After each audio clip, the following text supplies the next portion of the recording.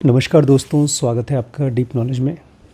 आज एक बहुत अजीब टाइप का क्वेश्चन किसी ने पूछा है। उन्होंने पूछा है कि एक रेपिस्ट क्या स्पिरिचुअली एनलाइटेंड हो सकता है। ये अजीब बात है क्योंकि जो आदमी स्पिरिचुअल स्तर पे है उसको कम से कम बेसिक आइडिया तो है कि क्या होती है स्पिरिचुअलिटी।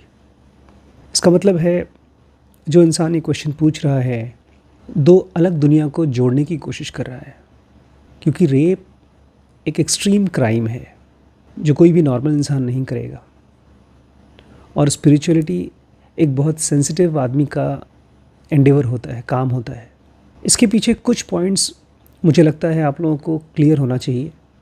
सबसे पहले तो साइकोलॉजी ऑफ रेपिस्ट, इसके ऊपर काफ़ी काम हुआ है दोस्तों। 1976 में सैमुअल सेमिंथम नाम के एक साइकोलॉजिस्ट हैं जिन्होंने एक ऐड निकाला था बड़ा अजीब टाइप का, और उन्होंने कहा था अगर आप रेपिस्ट हैं तो आप मुझसे मिलिए, मैं आपका इंटरव्यू करना चाहता हूँ। वो एक्सपेक्ट नहीं कर रहे थे कि किसी को कॉल आएगा, लेकिन काफ़ी कॉल्स आए और जो कुछ भी उन्होंने डिस्कवर किया वो एक्सपेक्टेशन से काफ़ी अलग था। ऐसा ही कुछ रिसर्च किया था 2013 में मधुमिता पांडे जी ने। उन्होंने तकरीबन 100 रेप कन्विक्ट्स के साथ में तिहाड़ जेल में जाके उनका इंटरव्यू किया, ये जानने के लिए कि एक रेपिस्ट सोचता कैसे है। लेकिन आप जानना चाहते हैं कि क्या एक इंसान जिसके मन में बलात्कार जैसी क्रूर एक्टिविटी चल सकती है, क्या वो एनलाइटेंड हो सकता है, स्पिरिचुअल रास्ते में बहुत आगे जा सकता है।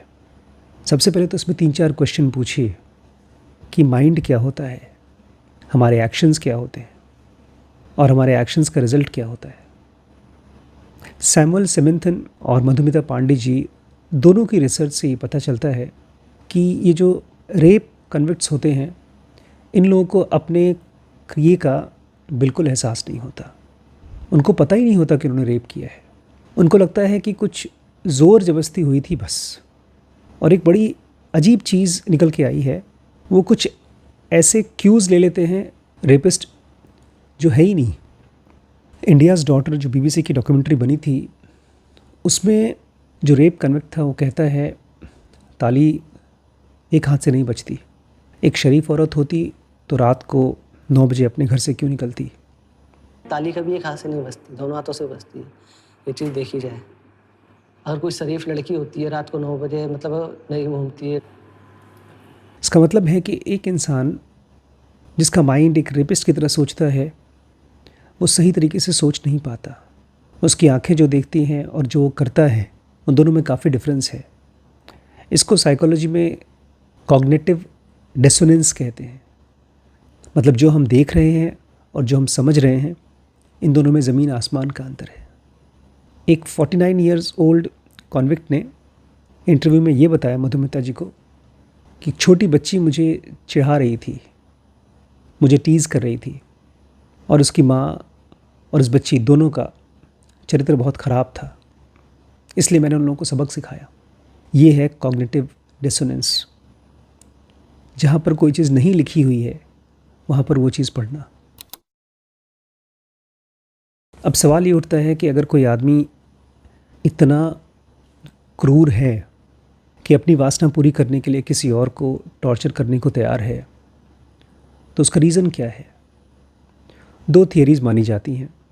एक तो बायोलॉजिकल थियरी, जिसमें ये कहा जाता है कि हम इंसान अपने शरीर की भूख से इतने ज़्यादा परेशान होते हैं कि हम अपने जीवाणु, अपनी स्पीसीज़ को बढ़ाने के लिए हर जगह फेंकना चाहते हैं, और अगर ऐसा है तो उसके बारे में कुछ किया नहीं जा सकता। इसका मतलब ये है कि हम जानवर हैं और हम वही काम कर रहे हैं जो जानवर करता है।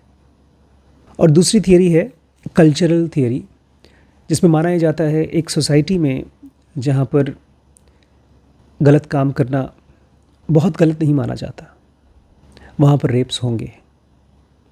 इसके पीछे एक बहुत कमाल की स्टडी हुई है, not exactly rape but crimes के ऊपर। 1969 में फिलिप जिम्बार्डो नाम के एक साइकोलॉजिस्ट हैं। उन्होंने बहुत ही सिंपल और बहुत यूनिक टाइप का एक्सपेरिमेंट किया। उन्होंने 2 कार ली, एक उन्होंने ब्रॉन्क्स न्यूयॉर्क में छोड़ दी और दूसरी पैलो एल्टो कैलिफोर्निया में। लेकिन जो गाड़ी ब्रॉन्क्स में रखी गई थी न्यूयॉर्क में, वहाँ पर उसका एक एक पुर्जा अलग करके लोगों ने चुरा लिया, गायब कर दिया उस पूरी गाड़ी को विदिन मिनट्स। और पालो अल्टो में क्या हुआ, 1 दिन, 2 दिन, 3 दिन, 4 दिन, 6 दिन, 1 हफ्ते तक गाड़ी वहाँ रखी हुई थी, किसी ने छुआ भी नहीं।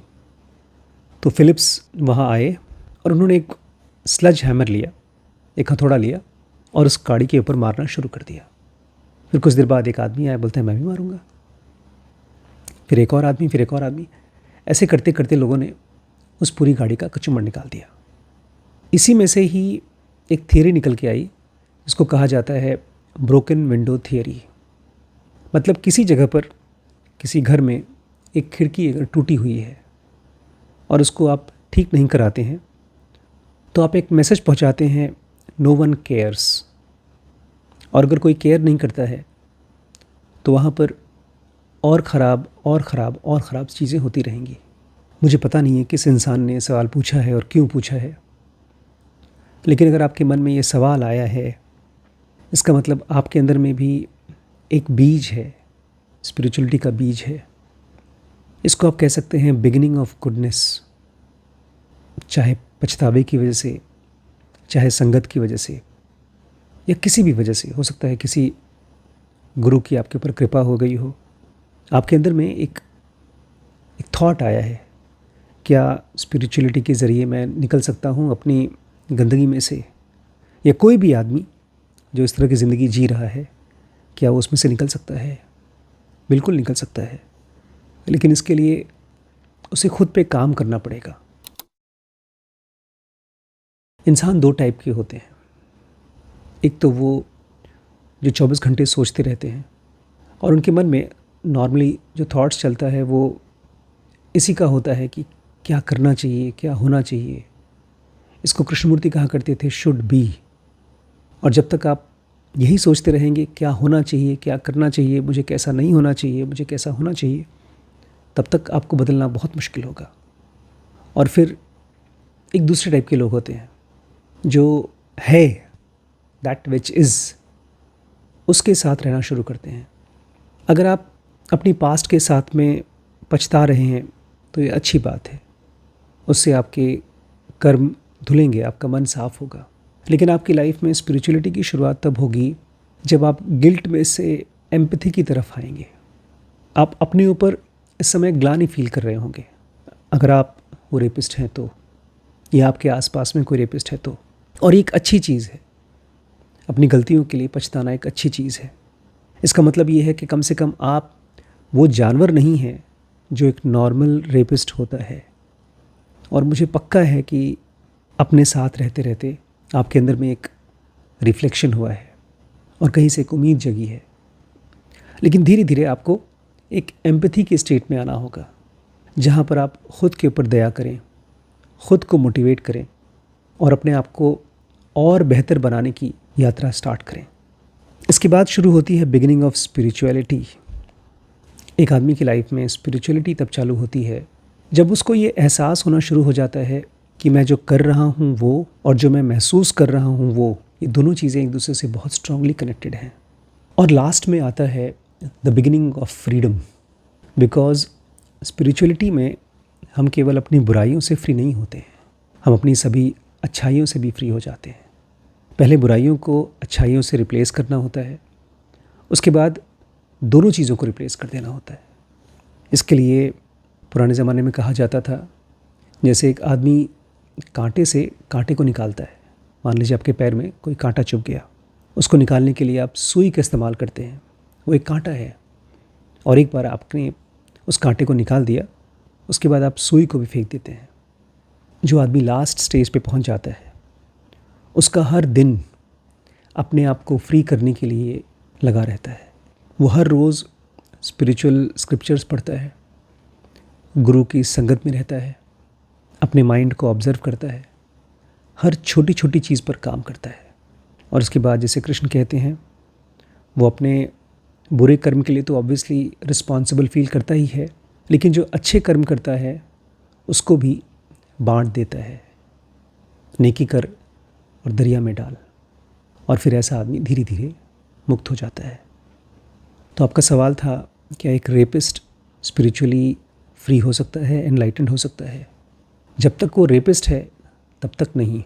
जब वो एक शिष्य बन जाता है, और अंधा शिष्य नहीं, अगर आप किसी सो कॉल्ड गुरु के पास गए और उसने आपको अपना शिष्य बना लिया और आपके मन में ये फीलिंग है कि बस अब तो हमारा काम हो गया, उससे कोई फ़र्क नहीं पड़ता। उससे इनफैक्ट और ज़्यादा ओवर कॉन्फिडेंस आ जाता है कि अब तो मेरे सर पे किसी बड़े महान इंसान का हाथ है। जब आप गुरु को एक टॉर्च की तरह इस्तेमाल करते हैं अपने अंतस को देखने के लिए, जैसे बीमार से बीमार आदमी ठीक हो सकता है, गरीब से गरीब आदमी पैसा कमा सकता है, अनपढ़ से अनपढ़ आदमी सीख सकता है, ऐसे ही एक आदमी जो वॉयलेंट है, क्रिमिनल है, रेपिस्ट है, मेरे हिसाब से उसका माइंड पूरी तरह से कंफ्यूज्ड है। लेकिन एक बात का ध्यान देना पड़ेगा, इसमें से कोई और आपको नहीं निकाल सकता। जब तक आप अपने ऊपर खुद काम नहीं करते हैं, अपने हर एक एक्टिविटी के लिए खुद को रिस्पॉन्सिबल नहीं फील करते हैं, योग को अच्छे तरीके से नहीं समझते हैं, क्योंकि ये जो अच्छाई है, मोरालिटी है, एथिक्स है, ये इस दुनिया का नहीं है। आप लाख कोशिश करेंगे अपने आप को अच्छा इंसान बनाने की, जब तक आप अपने फिज़िकल बॉडी को, अपने स्थूल शरीर को सूक्ष्म शरीर के साथ नहीं जोड़ेंगे, जब तक आप योग की यात्रा स्टार्ट नहीं करेंगे, 5 यम, 5 नियम, प्राणायाम, इस तरह की साधनाओं की मदद लेकर के अपने आप को मजबूत नहीं बनाएंगे, तब तक अपने आप की इंस्टिंक्ट से, अपने अंदर की हैबिट से लड़ना बहुत मुश्किल है। लोग एक छोटे से सिगरेट, शराब या गुटखे की आदत तो छोड़ नहीं पाते हैं, और आप बोल रहे हैं कि मैं अपनी ही नेगेटिव सेक्सुअलिटी की ब्रूटल फोर्सेस को फाइट करना चाहता हूँ। इसमें बहुत मदद चाहिए, बट पॉसिबल है। वाल्मीकि ने किया, अंगुलीमाल ने किया, आप भी कर सकते हैं। दिक्कत तो उनको आती है जो अपने आप को अच्छा इंसान मानते हैं, और वो बेचारे घूमते रहते हैं चक्र में, एंटरटेनमेंट के चक्कर में। मेरे शब्दों को केवल दिमागी फितूर बन के घूमने मत दें, उसके ऊपर विचार करें, योग की यात्रा शुरू करें।